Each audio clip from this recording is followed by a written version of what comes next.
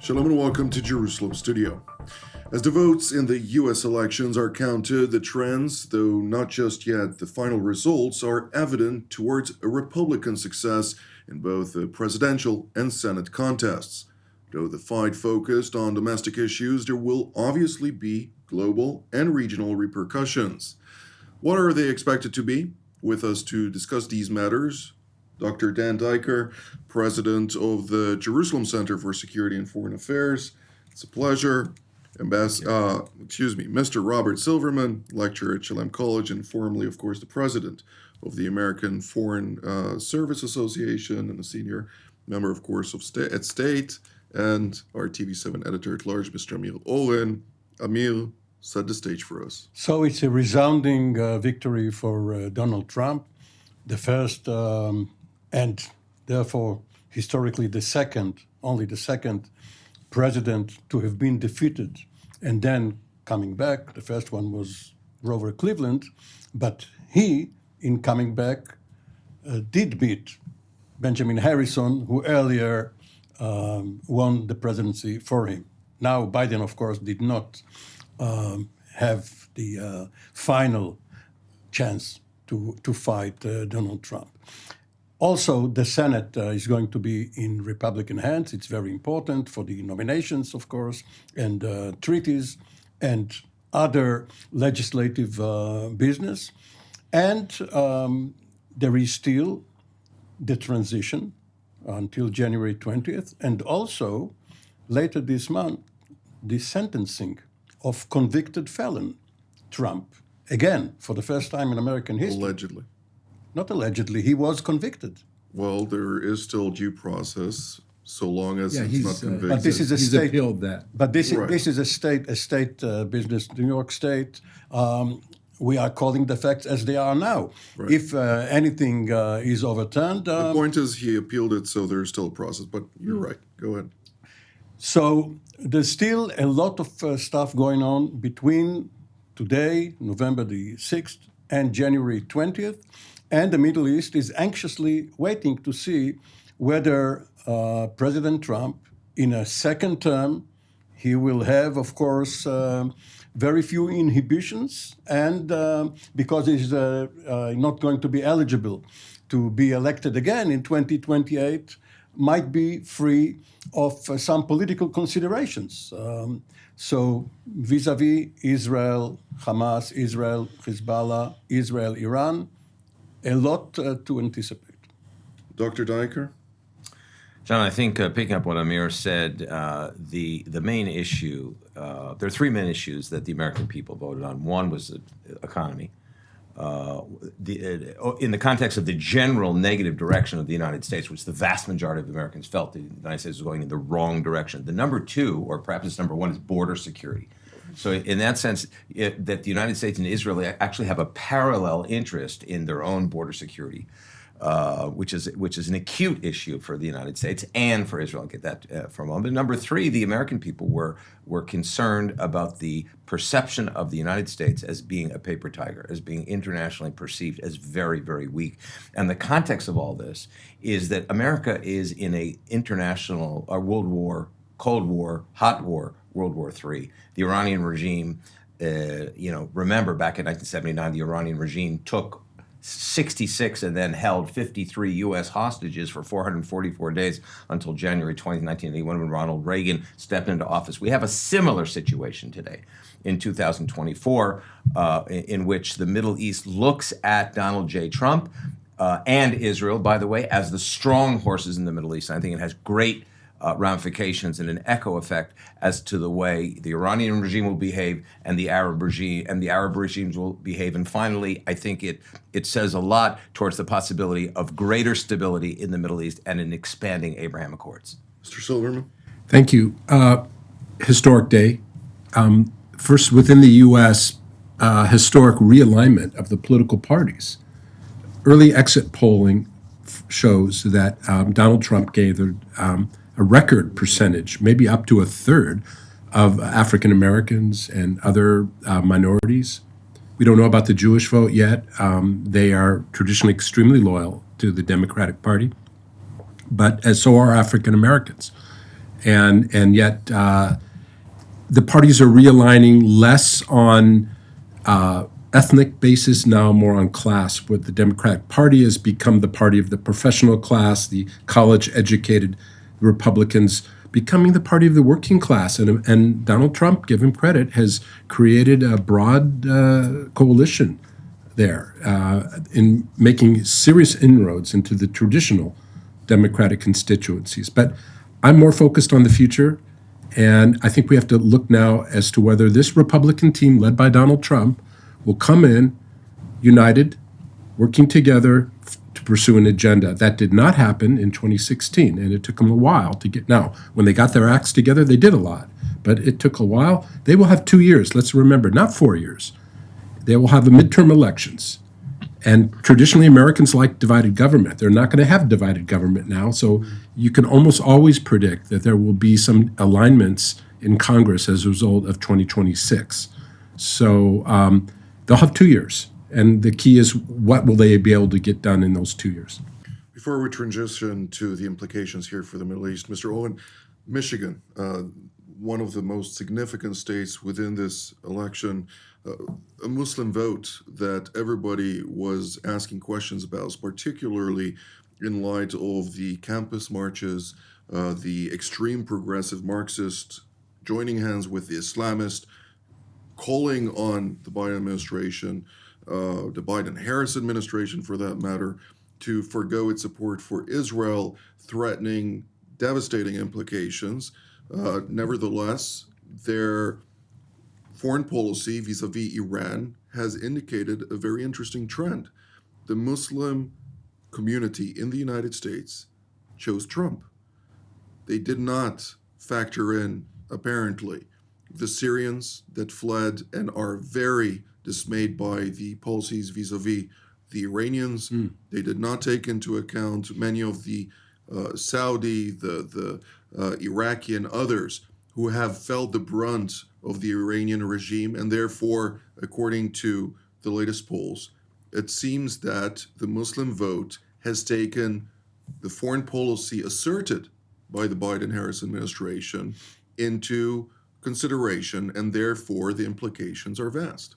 Well, you call it the Muslim vote, you can call it the Arab vote, because there are Christian... Not all are Arabs. Christian communities, yes, but there are Christian communities Right. of Lebanese extraction who do not necessarily vote the same way as their Muslim brethren or relatives.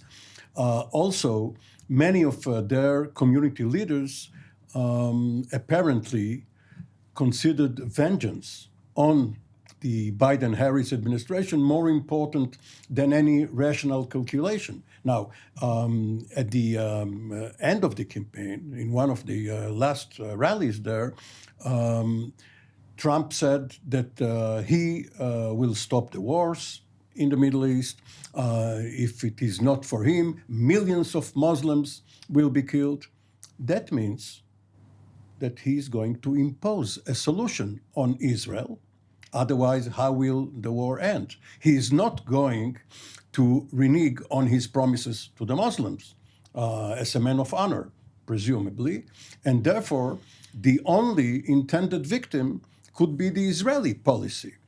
And much like his Ukrainian policy, we may see him wish, because he has already fulfilled his aspirations. He is again the president. Maybe he wants a Nobel Peace Prize for an encore. So the right wing in Israel, which is today rejoicing, may have some second thoughts down the road. I agree. However, the Palestinian factor within Trump's Middle East policy is merely a fraction. It's not the forefront, as opposed to the Harris portfolio, which presumably was a continuation of the Biden but Jonathan, portfolio. It's in the forefront. Yes, but you remember his vision for peace in 2020, which called for an independent Palestinian state by 2024 should conditions be met, which they have not.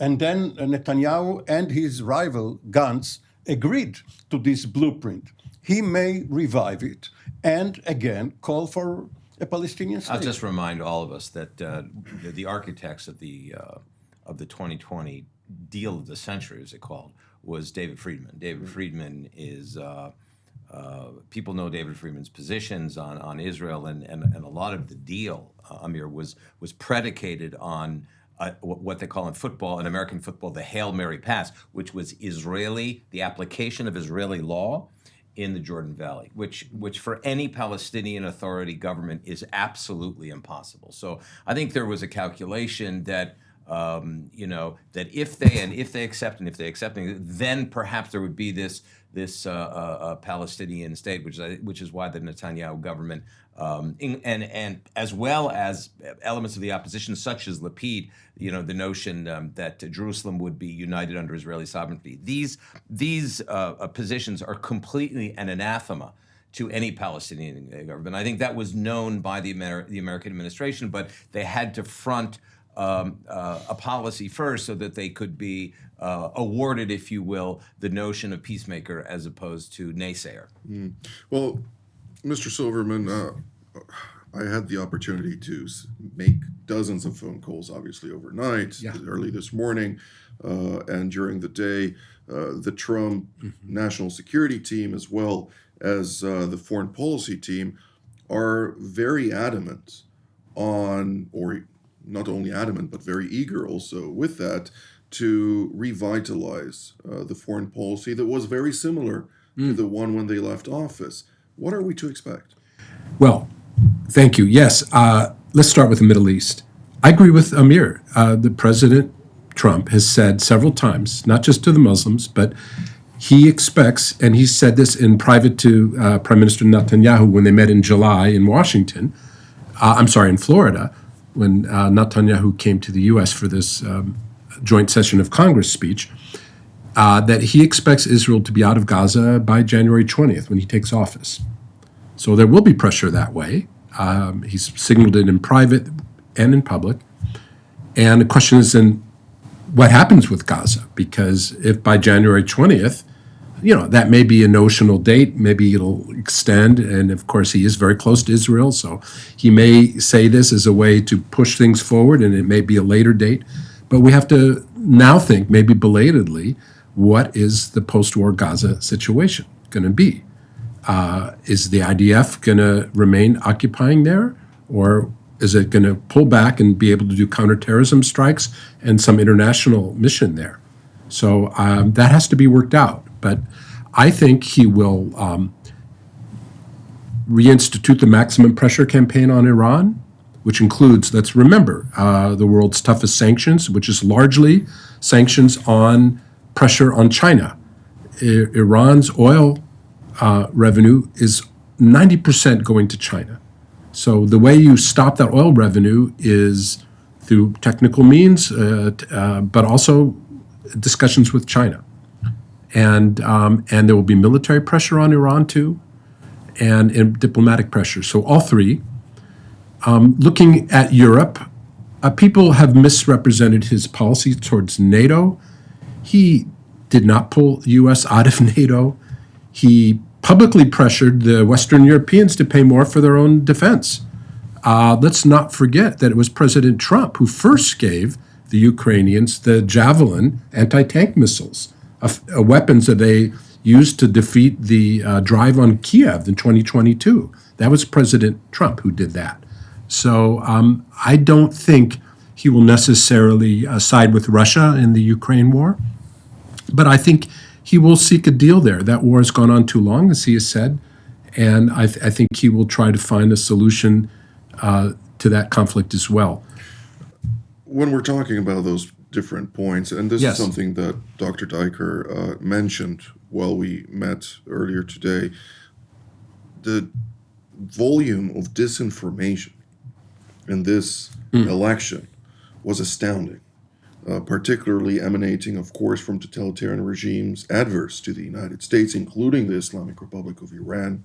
What should we take from all those different points that were just mentioned, that much of that was pushed forward in a certain manner of, I don't know, if smear campaigns or all kind of attempts to challenge the American people from truly understanding and having clarity of what's the mission ahead?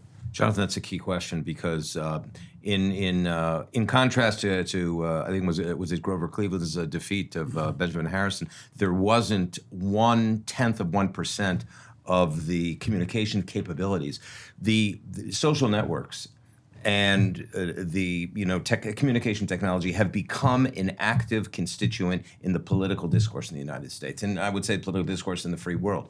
The amount of Soviet-style, Nazi-style disinformation in this election is just, as you said, it's astounding, and it starts with the false flag, problematic editing of 60 Minutes of Kamala Harris's interview, which everyone agrees was if you look at the original footage versus the edited version, it's two totally different stories. That's actually not as problematic, right, as the bots and the avatars that the Russians and the Chinese were installing in order to create disinformation, psychological warfare on the American people. So that is an active element now of political campaigns, and it's really going to shape the way people see candidates, the way people see themselves, America's sense of moral clarity, self-identity, and but it's happening in the Middle East as well. So we have to be very, very mindful of the effect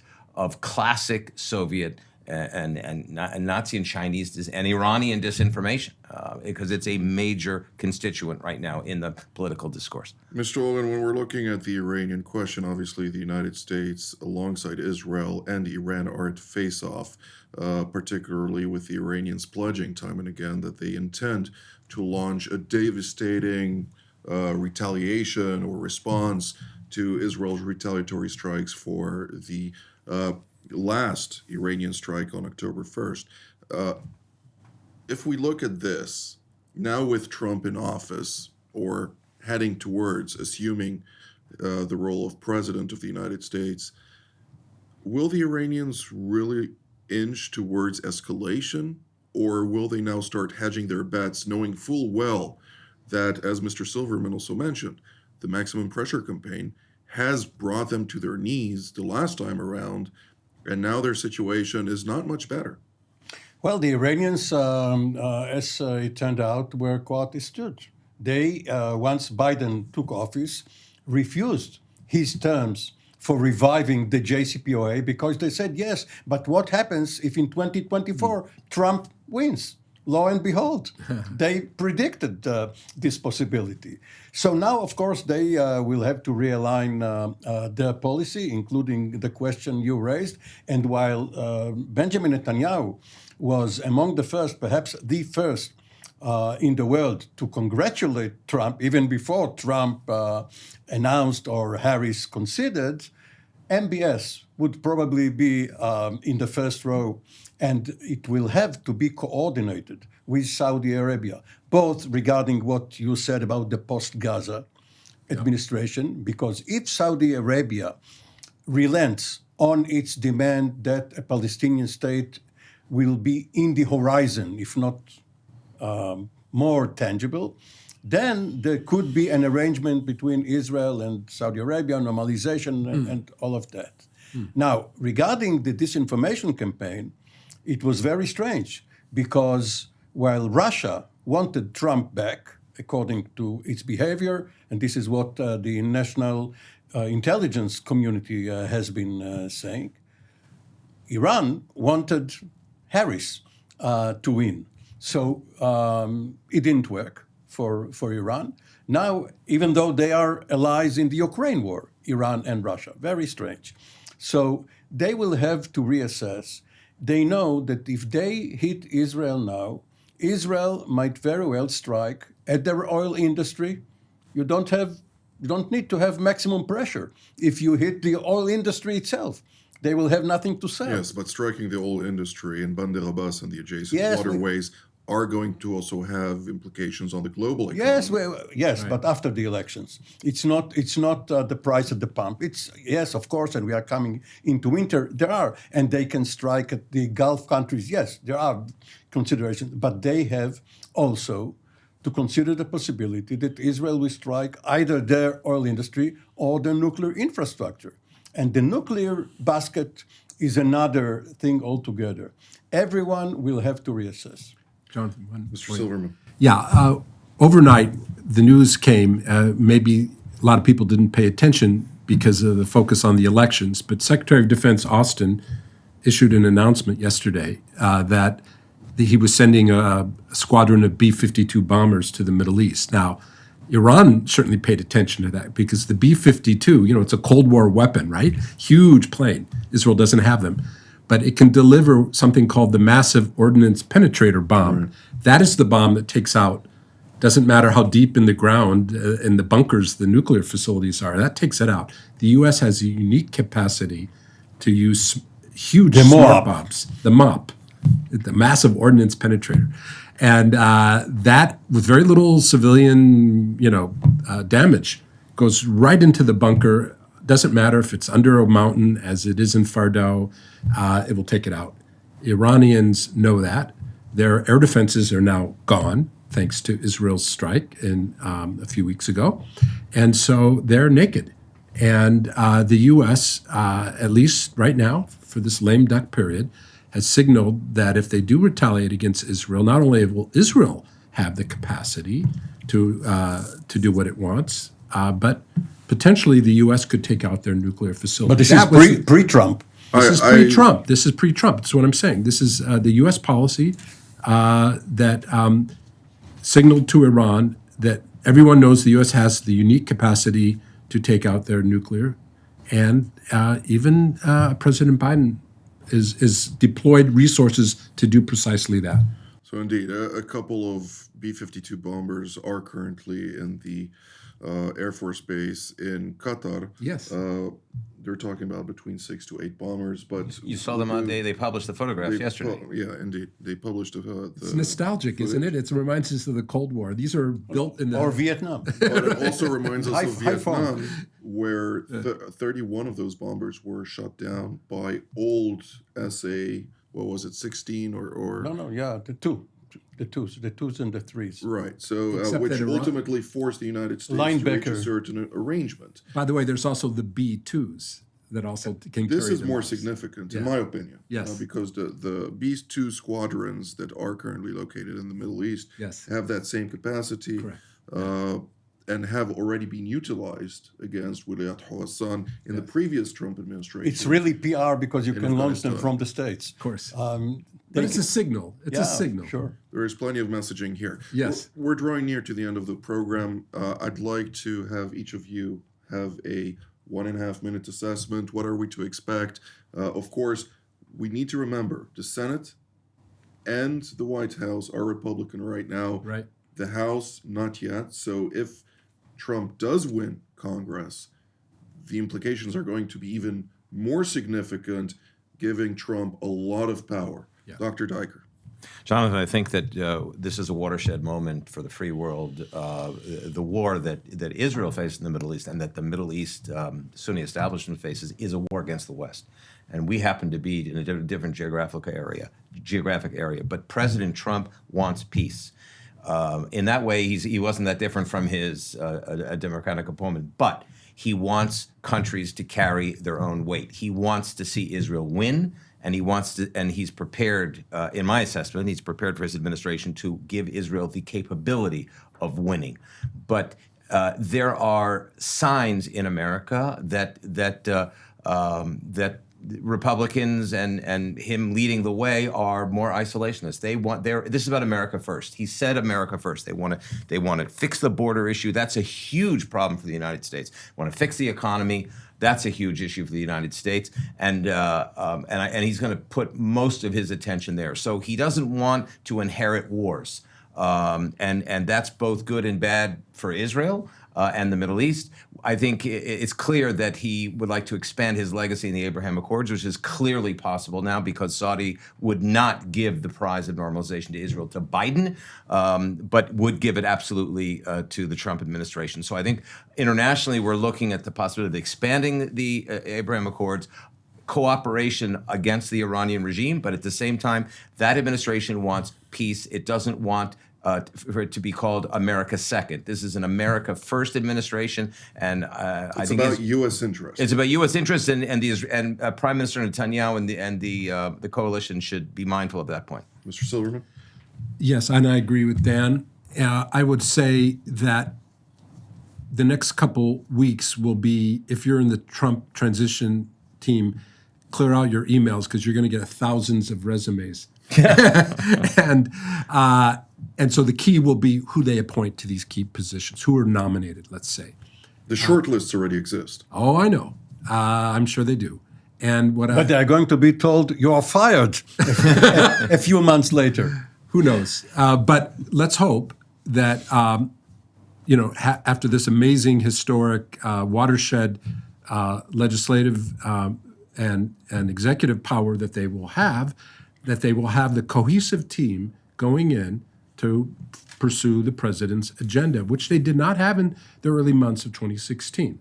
And it cost them a lot of time. So if they have a team that works together well, that goes in to work together to pursue an agenda, I think you're going to see a lot of progress, both on the domestic side and on the foreign policy. Mr. Owen? Just expanding on what Dan said a minute earlier, there is a contradiction between wanting to end wars and not to start new ones and a credible military threat. How do you threaten Iran that you will go to war against it if your pledge is not to go to war? So there'll have to be some fine-tuning there. Well, the difference is, and this is actually something that I spoke with a number of Trump's national security team, they highlighted Iran is already at war. So there is a difference here. But he wants to end wars. Well, he would like to end it, but at times, de-escalation by itself is not a strategy. There needs to be a clear strategy with a clear outcome that will ultimately allow to transition from the current war being waged by Iran and its proxies to a point where U.S. interests are yet again on the upper hand. But this is all the time that we have for today. Dr. Diker, Mr. Silverman, Mr. Owen, thank you so very much for your insights. I'd like to thank all of you at home as well. Until our next edition from here in Jerusalem. Shalom.